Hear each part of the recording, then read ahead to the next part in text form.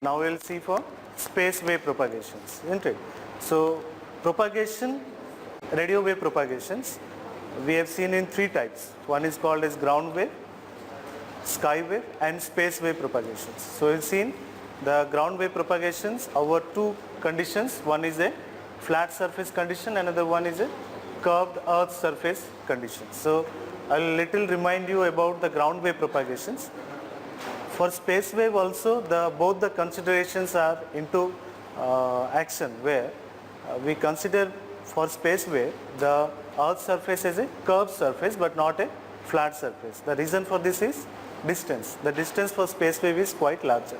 Now I will show you what exactly ground wave, sky wave and space wave indicates. Look here. So this we consider as a transmitter place. If you think this is a surface wave, this is space wave, this is sky wave. Surface wave is nothing but the ground wave propagations. Now one problem in this diagram, what is that problem? Now within this, if you draw the horizontal line of this base station, isn't it? So this much area which is not been covered by the base station. So this is one of the major limitation using ground wave propagations. Now we'll see how radio propagation occurs using space wave. So what we will see here, radio propagation in space wave. Radio propagation in space wave. So before this, what we are going to have today is called as the propagation over flat surface and propagation over curved surface.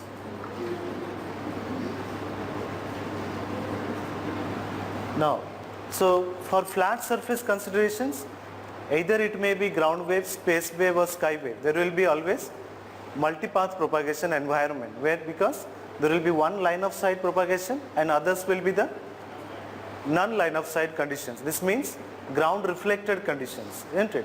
Where the maximum energy are being reflected from the obstacles between the transmitter and the receivers. So we'll see for flat surface, we consider a flat surface. Now we'll consider a base station. So this is earth surface, flat surface.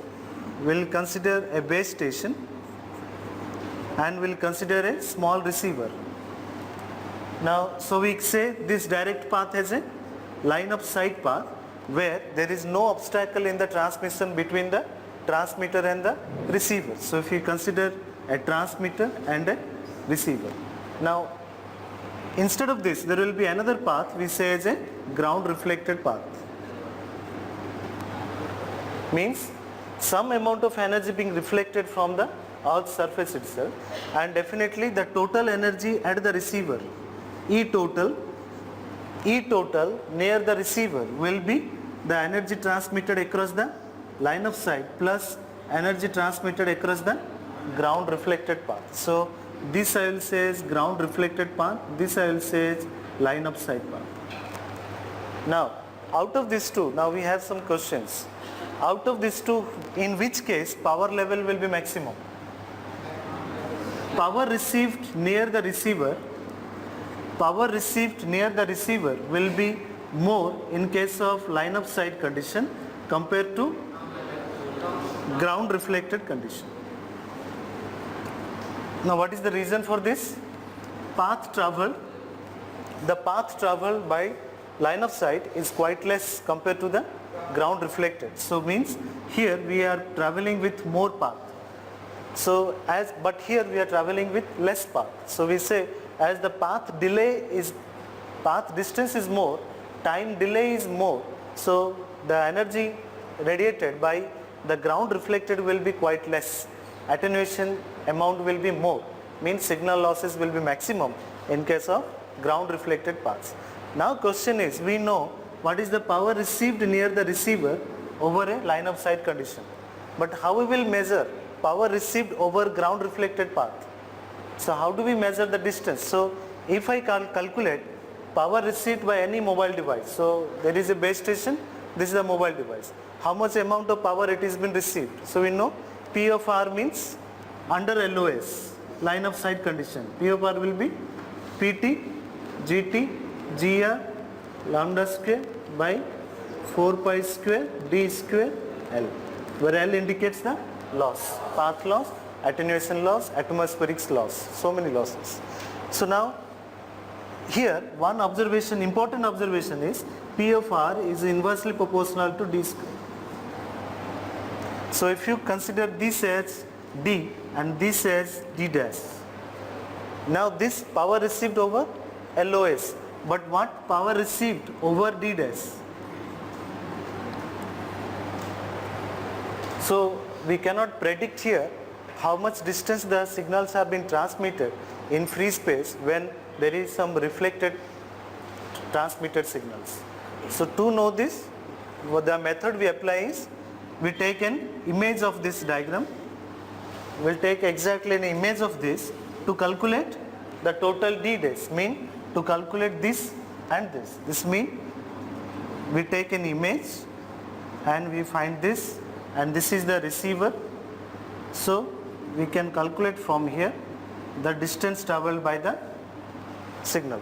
So this will be, now here this will be similar as this, isn't it? So if you see this, now this is the image diagram. So this is our receiver, and this. There is few similarities between ground wave and space wave, what that we will see today. Why we discuss image technique to calculate power received under non-line of sight conditions. The same thing will repeat for space wave propagations. What is Earth's curvature effect on signal transmissions?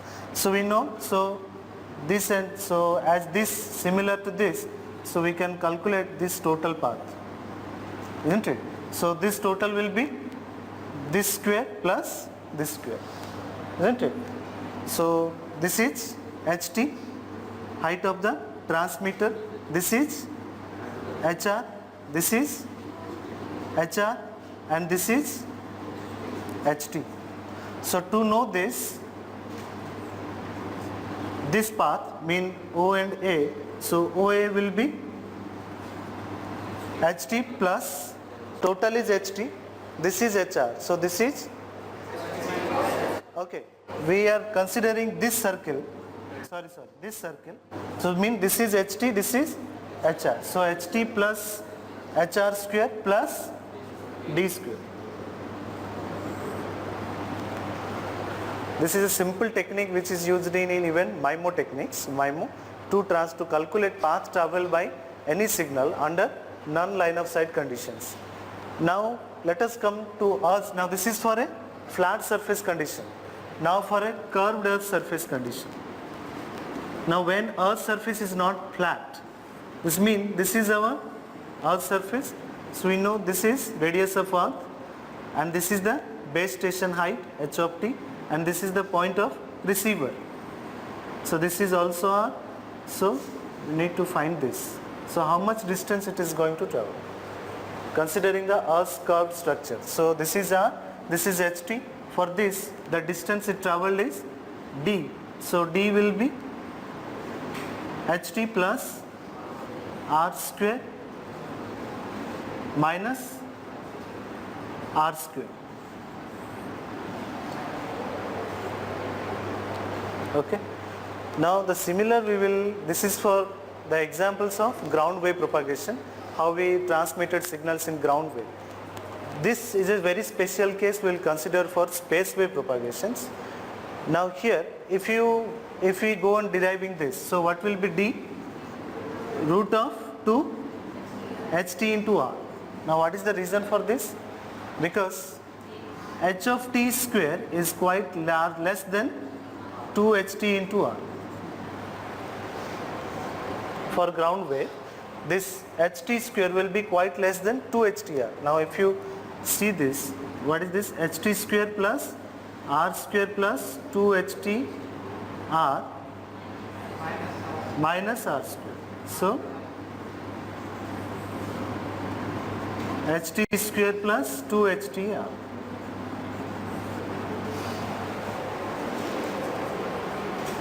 Okay. So here based on some imaginations, we assume that the height of the base station will be quite less compared to 2 HTR. Now what R indicates here? Earth's radius. So Earth's radius means 6,370 kilometers. So if you consider h of t some around 80 meters, so this value is quite larger than this. So we have ignored here. Now this is very important scenario, in real time scenario, to calculate the power received over curved surfaces and what is the effect of Earth's curvature on radio wave propagations. Now the similar we will see for space wave propagation, how space wave it acts. One thing, in space wave, the distance traveled will be quite less because the height of observation point is quite larger. Mean for a satellite, the height is quite larger. So the distance traveled will be quite less on Earth's surface. As I told you, using beam spots, satellite beam spots, we identify the locations on Earth's surface using in GIS, Geographic Information System. So for space wave propagation, how the similar act happens, we will see. Now, right on, for ground wave, for Earth's curvature, for space wave. So all this okay. So now one more thing here. So after finding D, we can calculate P of R here from this. So we know this D, so we can calculate P of R here.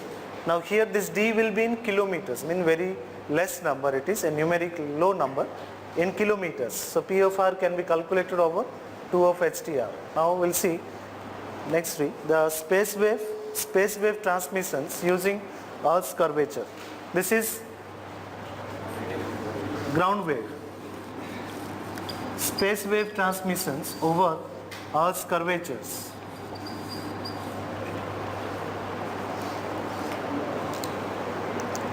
Now, what is the difference between these two, we will see. So, consider this is a base station with h of t and another base station h of r, and this is the radius. So there will be a point of contact on reflection point on ground surface. So this will be r, Earth's radius. This is ht, this is ht, and this is hr.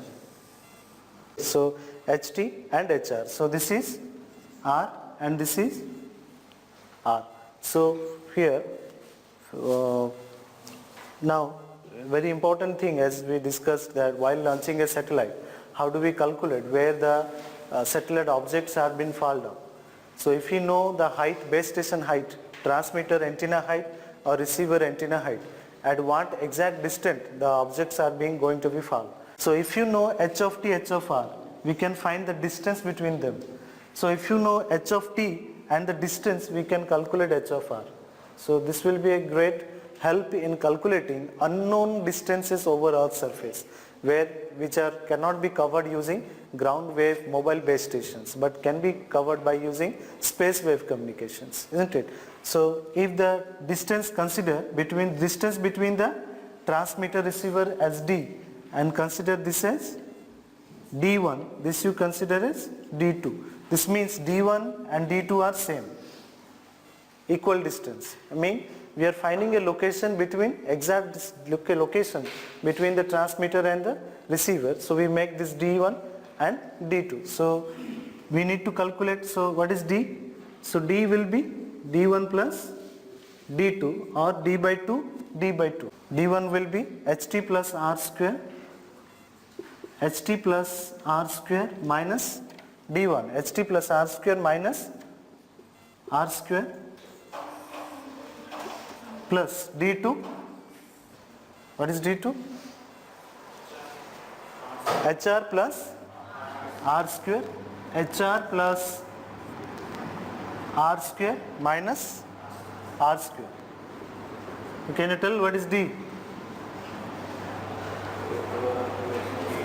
Must find out what is d.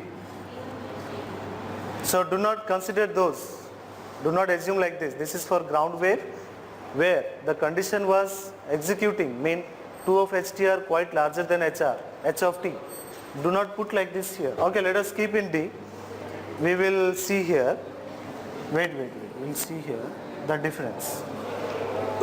Now, so both are in the similar form, HT square plus 2 HTR, HT square plus 2 HTR for ground wave. Let us keep in similar form. There is another reason why I will say, yeah. So look here, for space wave distance travel, for space wave distance travel is HT square plus 2 HTR, which is for the case of ground wave propagation, plus HR square plus 2 HR into R. So here for space wave will be distance traveled over ground wave, which is HT square plus 2 HTR plus HR square plus 2 HR into R. Now, here one important assumption is HT 2 HT into R, H of T square cannot be ignored for 2 of HTR. H of T square cannot be ignored for 2 of HTR. This means what? Now which form we are trying to make it? In space wave, the base station heights between transmitter and receiver cannot be ignored. Even though the 2 HTR is a large factor, cannot be ignored. The reason is need to calculate this distance between the transmitter and receiver. In real time, if you see this problem, if you have a base station of 80 meters, example is 80 meters. Now, how long a signal need to be propagated to received at a point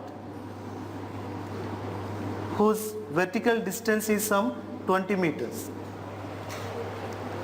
using space wave communications. So we know height of the transmitter, height of the receiver, and the distance between the transmitter and the receiver need to be calculated. Can be calculated by this. Look here. So what this D indicates? D indicates the distance, H of T indicates height, R is a given data 6370 and R is a fixed data and H of R is given. So this is a very important scenario. For example, if I'll say, now this is one building. Now let me tell one example. This is one building. So I will go to the top of building and I will throw an obstacle into space. Right? At what distance the obstacle is going to fall? It is a projectile, so we need to know the height of this building and the angle with which it is inclined. This means if this is the parallel and this is thrown into space, so we need to know this angle and we need to know this height. So we can calculate at what place it is exactly going to fall. The same thing occurs here into free space. If the nearest mobile base station, we have a nearest mobile base station, transmits, consider this for 80 meters,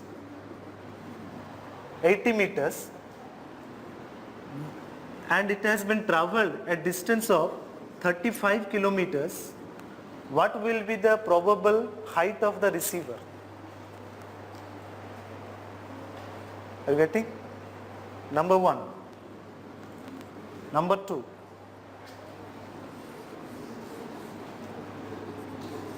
I have a base station here, mobile base station here, which is of 80 meters, and I know the receiver antenna height 20 meters. What is the distance between these two? Can you find these two?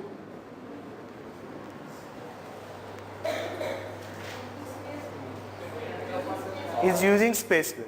In space, do fast. In space wave. In space wave. Now look here. This is the reason it indicates for ground wave, but it indicates for both space wave. Reason is h of r cannot be ignored. But in ground wave, we consider h of r as an observation point. It is a point. For example, let me remind you. This is transmitter, this is receiver. I assumed this because the distance is very large and h of r is very ignorable factor.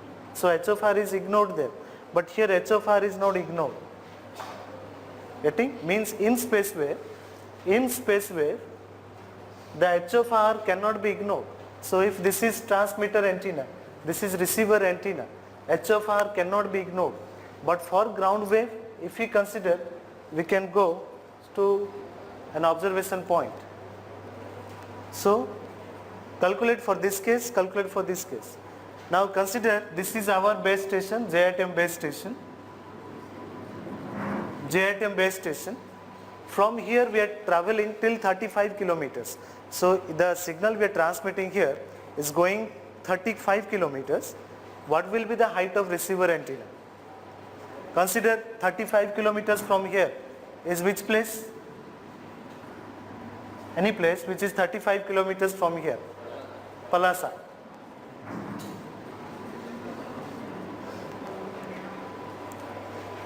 So what should be the base station height at Palasa which will receive this signal? Question number 1. Question number 2.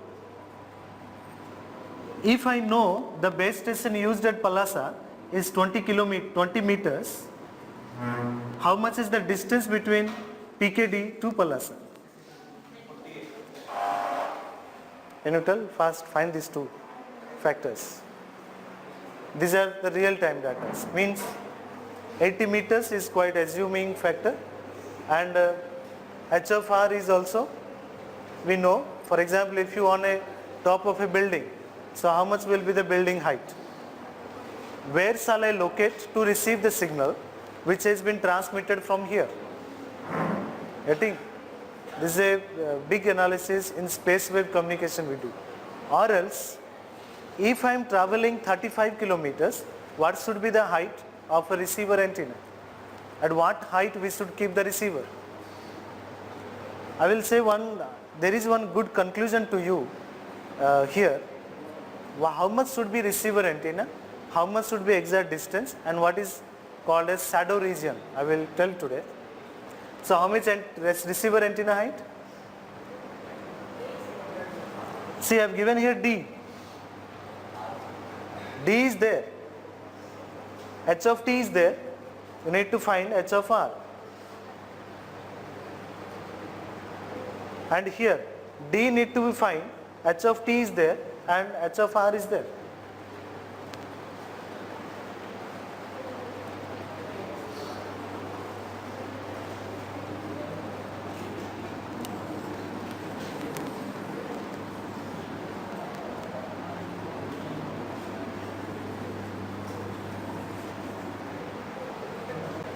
H of r, how much should be the receiver antenna height? At what point the receiver should present to receive the signal?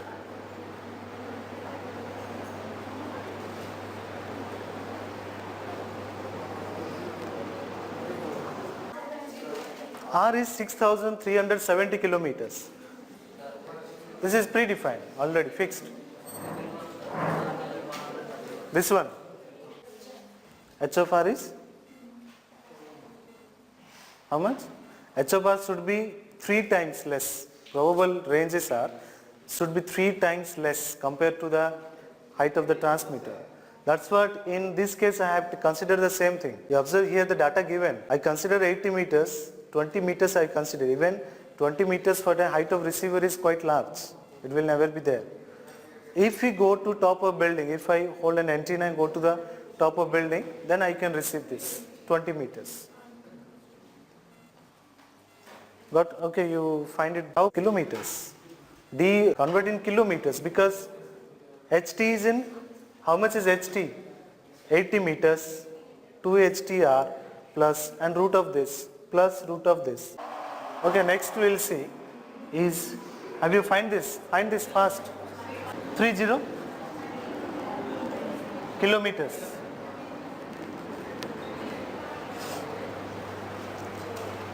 And what is H of R? So look here, okay, we will do later, listen. One good observation here, if I use our JITM base station, if I use JITM base station to transmit a signal where I know the distance of receiver is 20 meters, the distance is quite 30 kilometers, is a very nearest data, possible data, means the transmitted signals will travel 30 kilometers to a receiver location. This in urban areas, how will you evaluate? How this situation will be designed in urban areas? So this is my base station.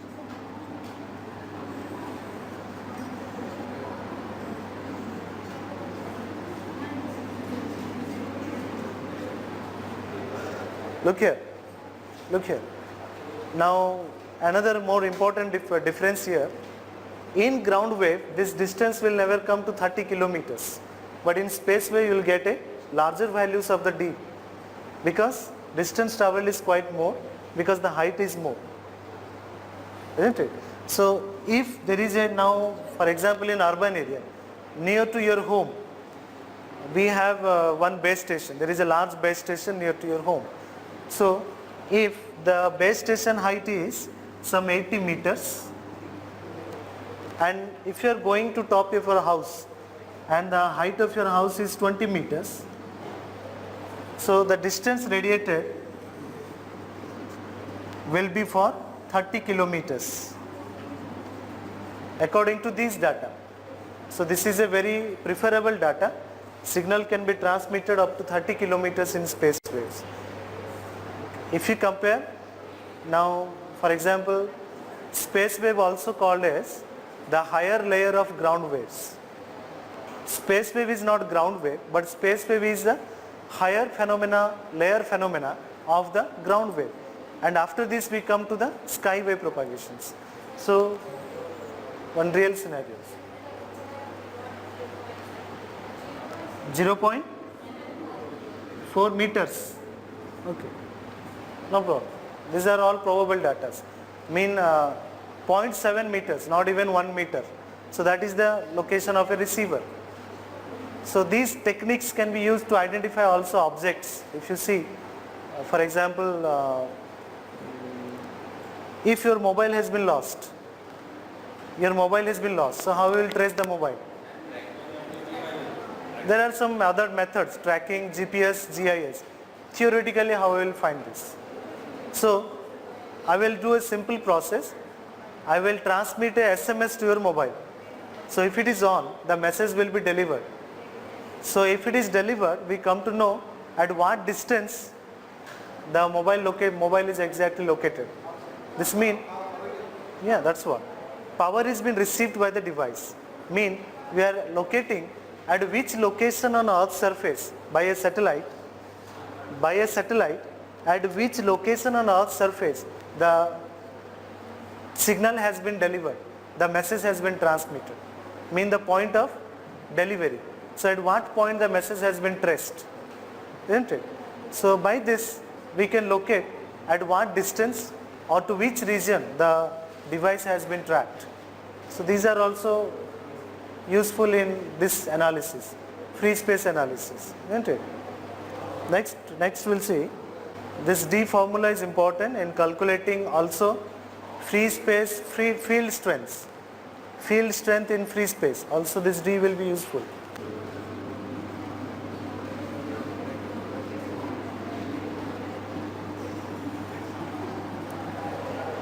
See, duct propagation. Okay, stop, calculation stop now. Duct propagation, DUCT, duct propagation. What is duct and what is duct propagation? Now, what is this duct means? Duct means what? generally it is called as an atmospheric duct. Atmospheric duct means it is the lower layer in the troposphere. It is the lower layer in the troposphere at certain height from the earth's surface. At certain height from the earth's surface, which helps in guiding the electromagnetic waves. So one important point I told before that, why all the antennas used in ground wave propagation are horizontally polarized. Because maximum signal transmission will be parallel to earth's surface. Means one, the E component is parallel to earth's surface, such that the antennas used both at the transmitter and receiver will be horizontally polarized, not vertically polarized, isn't it? Duct propagation also helps in horizontal transmission of long distance signals. Signals transmitted by a nearest base station can travel to long distance using these duct layers. Duct can also be called as a duct layer. It can also be called as a dielectric resonator, also can be called as a dielectric waveguide, where the duct layers helps in guiding the electromagnetic waves. And definitely the layer will be parallel to the curvature of earth. If earth's curvature is like this, the duct layer also will be like this. So it's called as the lower layer of the troposphere, atmospheric layer, called as a duct layer. Now in this diagram I have a duct layer, not visible. Wait, I will show you. Now if this is Earth's curvature, now this is radius of Earth, R. So this will be the duct layer. This is called as the duct layer. Now if you see any city, you go to any city, if you go to a hill station and if you look at the city, there will be a huge layer on the at certain height over the city. That is nothing but the duct layer. Duct layer are very less distant, mean the lower layer of the troposphere, atmospheric layer. It is an atmospheric layer which helps in guiding the electromagnetic waves. Means how? The signals transmitted will be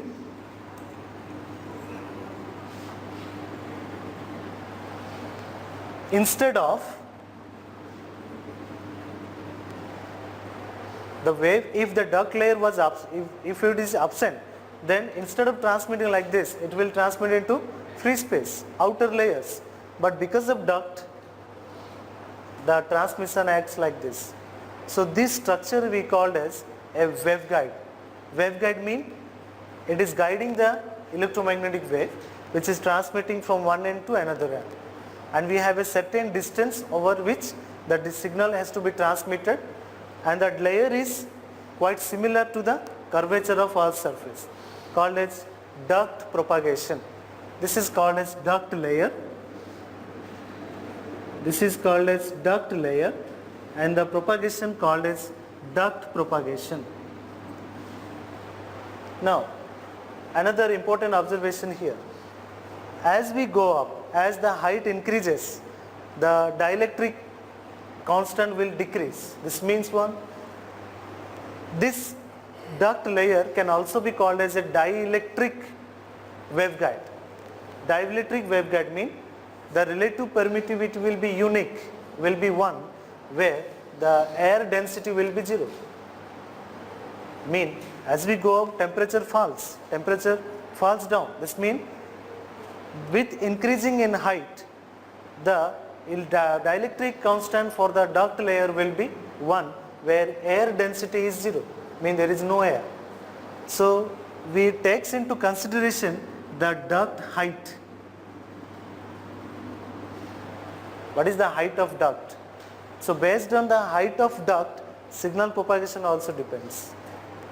So now another scenario, for example, in summer, during summer the dust particles will be, density of dust particles will be maximum, but during winter the density of water molecules will be maximum, and water molecules and dust molecules both equally responsible for signal distraction, which is called as fading. Signal fading means maximum signal will be distracted by presence of such obstacles. One advantage here, because of duct, signal is not able to go into the outer atmosphere but is remaining inside the inner atmosphere itself, which helps in long distance ground wave propagations. So you can also say the number of base stations required in this case will be less because of presence of a thick duct layer, lower atmospheric layer, which is present above to the earth's surface. Getting? So one thing, there is a relation between duct height and signal strength.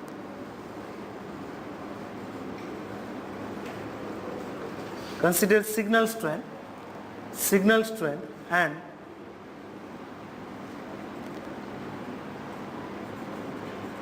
duct layer with height. Duct layer with height. The relation will be, now this is origin 0, so less height means signal strength will be more. If height increases, signal strength decreases. So the relation is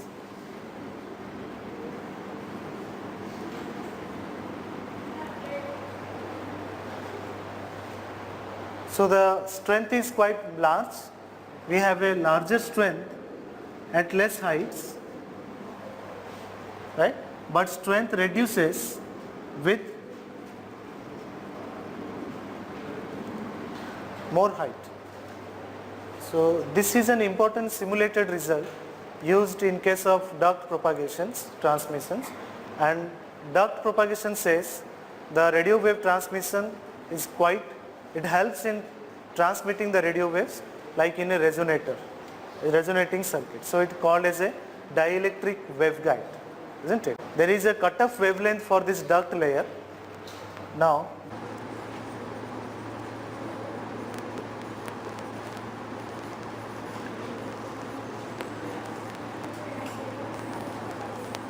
the cutoff wavelength for a duct layer is 0.084 d to the power 3 by 2, where this d indicates duct height. D indicates duct height. Now there is a big question. No, also consider d, this make d, duct height. Duct height, height of the duct above to the earth surface.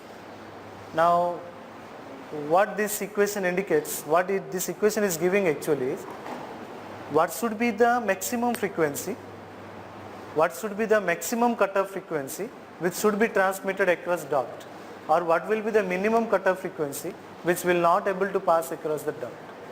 So if you know the maximum wavelength of the transmitted signal using a duct height, so we can know whether the signal is able to transmit or not. So what will be the lambda max for a duct height of around 1000 meters? If you go from ground surface to up for 1000 meters, if there is a duct layer, what will be the maximum cutoff frequency? Are you getting? Yeah, it is in lambda, it is a wavelength, not frequency. So we need to convert into frequency. These are very important in satellite analysis, data analysis, where while transmitting, while launching a satellite, a rocket will be carrying forward. A rocket is coming through different layers in atmosphere, troposphere, stratosphere, mesosphere, ionosphere. All the layers has been coming out. What is the physical property and what is reaction to different layers? This takes into consideration. If it is a rainy season, if the water density is more, then the rocket launching may be delayed. If the duct is more, the rocket launching may be delayed. So we need to be very specific in calculating. These data are useful in satellite launching centers also. So this is not a frequency, maximum wavelength of a transmitted signal which need to be passed across a duct layer, where D indicates the duct height. Now one example we have seen. Generally, another scenario, let me say you. There is a hill. Now this is a hilly area. Now this is our college. Now there is a hill. There will be huge variation in the presence of the duct layer between the two locations. Because of this is a hilly area, so the duct layer height will be quite less, but the duct layer height will be quite more. the real scenario data, if you see what will be the maximum frequency for this place, which will be passed across duct layer if the height of the duct layer is 200 meters. If today I want to transmit a signal, now before this we have considered one scenario, this place to Palasa. So Palasa to here distance is 30 kilometers, height of here base station is 1000 meters, how much I said, 80 meters, and the base station Palasa height is 20 meters. How much should be the duct height such that this much frequency can be transmitted, or how much duct height such that this frequency we can transmit it. So while transmitting I need to see what is the duct height. So if duct height is 200 meter and consider this as a base station of 80 meters, distance is 35 kilometers, this height is 20 meters. So what should be the frequency at which I should transmit the signal?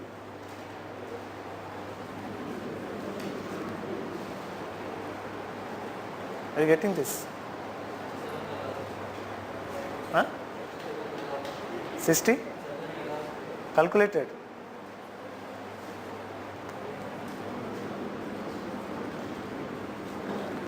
This is a probable right answer because duct frequency will go from 3 megahertz to some 300 megahertz.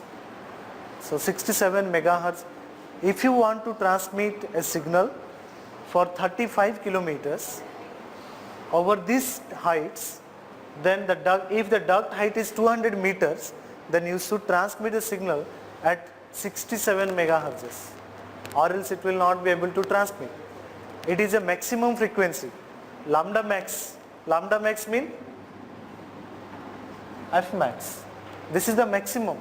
Beyond 67 megahertz, we will not able to transmit any signals. Now, for example, this transmits in what frequency?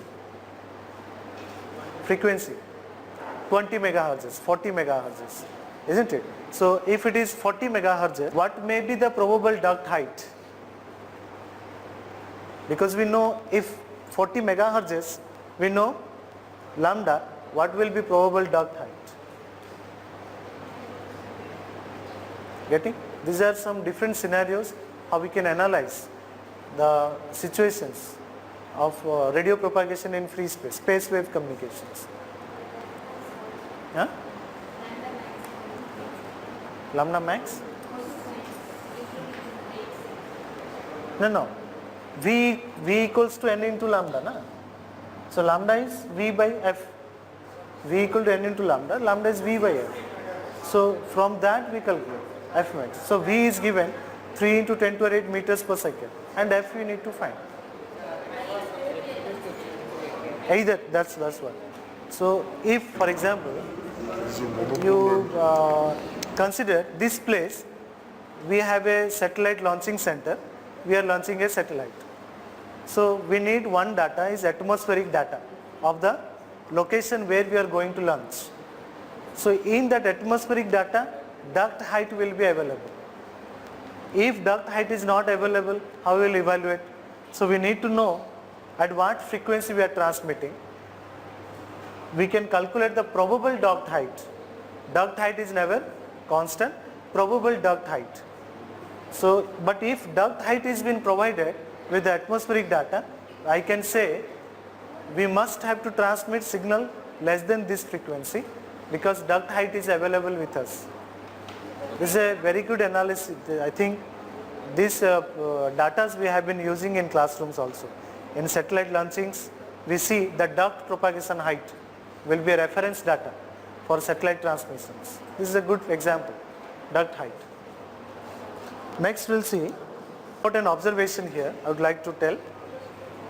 If the refractive index, one important observation, another important observation, if the refractive index at a height h, if a refraction index, if a refraction index at a height h For a duct propagation layer,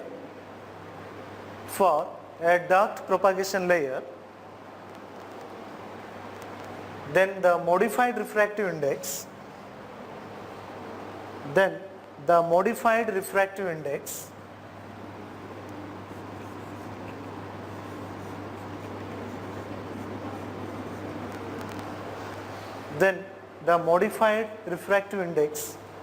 mu, modified refractive index will be mu plus h by r, where mu indicates, m indicates modified refractive index, it is modified refractive index, h indicates duct height, r indicates 6370 kilometers radius of earth, and mu indicates the refractive index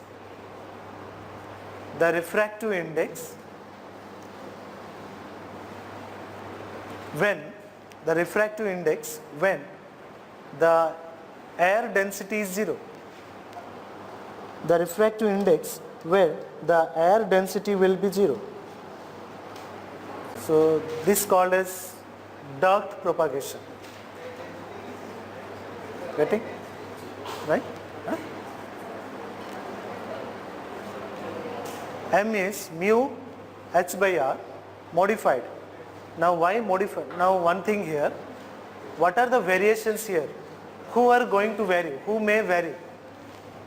H may vary, r may vary. Radius of earth is not constant. Do you think r is constant? No. We assume that r is constant. In real, r is not constant. So the variance factors are h and r. See, earth's size is not remaining same. You know this. Earth's size is not same always. So the modified can be calculated. With increasing height, the refractive index becomes 1, where air density is 0. This means mu will become 1, where air density is 0, mean at larger heights. So this modified will be 1 plus h by r, where h is very, very large. Because at larger h, mu will be 1. So yeah, look here. Look at this diagram. Now these are the different layers, D, E, F layers present in ionosphere, and because of a duct, I will show you a duct layer. Now instead of transmitting in a vertical way, instead of transmitting like this, the signal is being transmitted like this. So here the base station, here another base station. So we indicate this is called as a virtual height. Virtual height means instead of transmitting like this, it has been transmitted like this. So what is the actual height? This is the actual height. But what height we consider? This height we consider. Getting? Because of duct propagation, the behavior is like this. This structure also called as a waveguide, which guides these EM waves parallel to Earth's curvature. Okay, this is about duct propagation. Next we'll see antennas used in space wave communications. What are the antennas we use in space wave? Now, for example, this is called as a Yagyuda. So in Yagyuda we have 3 different elements. Smallest one, radiator, driven element, and a reflector. This is purely horizontally polarized and the best receiver antenna used to transmit over a ground wave. So we need for this ground wave propagations. Now there are several disadvantages over ground wave antennas. Now another scenario for this antenna also. This is the base station, right? Now there is a building here.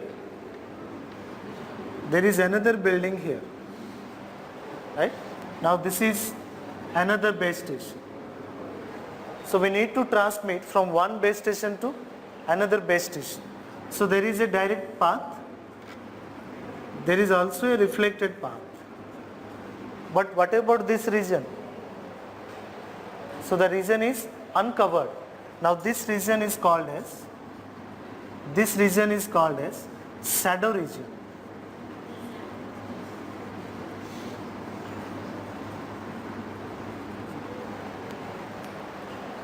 This region is called as shadow region. So in ground wave propagation, generally antennas behave a maximum shadow regions while transmitting over Earth's surface, isn't it?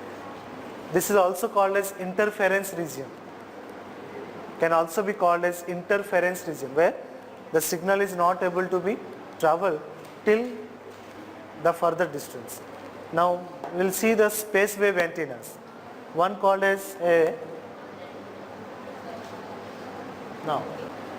this called as a horn antenna, used to transmit signals in gigahertz frequency waves, and it travels the EM waves inside, electromagnetic waves inside. This we say is a feed point, and this we say is the mouth of the antenna, where you can also call this is a waveguide antenna. Now this structure is a waveguide structure, where the inner wall is absolutely smooth in nature, and the signal transmits with multiple deflections, and it comes out from the mouth. So the major lobe will appear like this, and the feed point will be like this. While entering, it passes through several modes of propagation, as I said, TE mode and TM mode propagations, or TEM mode propagations. So it based on the scenario. So if I consider this is A and this is B, so we can say TEAB or TMAB or TE11, TM11, TE10, TE01, TE11, TM01, TM10 combinations is possible. Now frequency independent antennas. Now what are frequency independent? Frequency independent means log periodic antennas. So can you make log periodic antenna? So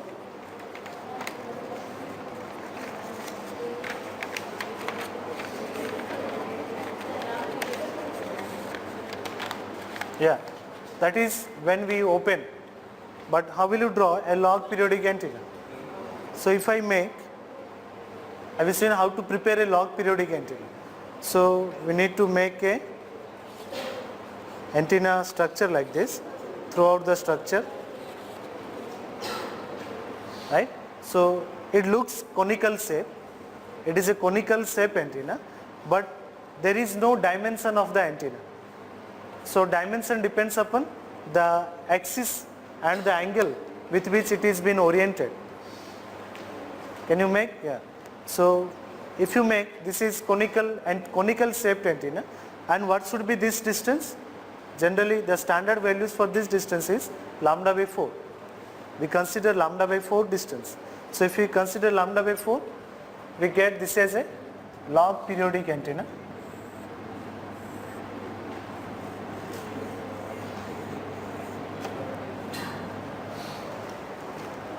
This is also called as a conical antenna, where this distance we find as lambda by 4 antenna, isn't it? So, and another antenna is called as helical antenna, which is used in vertical polarized antennas for space wave. So how will you make a helical antenna? So consider this as a substrate. Now what will be the element spacing here? Similar to conical antenna or log periodic antenna, the antenna spacing should be lambda by 4. Now if I make a substrate like this and I need to make the antenna, so it's like helical shape. So if I make a helical shape, so the distance between these two will be lambda by 4. So the real time diagram for this is this one. The helical is been covered over a dimension, over a small structure, where the gap between the two elements, nearest elements, will be lambda by 4. Based on lambda by 4 dimension, we prepare such helical antennas. So these are the first I have noted down the antennas used for space wave communications. horn antenna, biconical antenna, pyramidal antenna, helical antenna and reflector antennas. Reflector antennas we have seen called as DTS. We are using the DTS antennas, dish antennas we can say as a reflector antennas. These are the antennas used in space wave transmissions and most antennas are vertically polarized. Getting means the E field orientation will be perpendicular to the earth surface.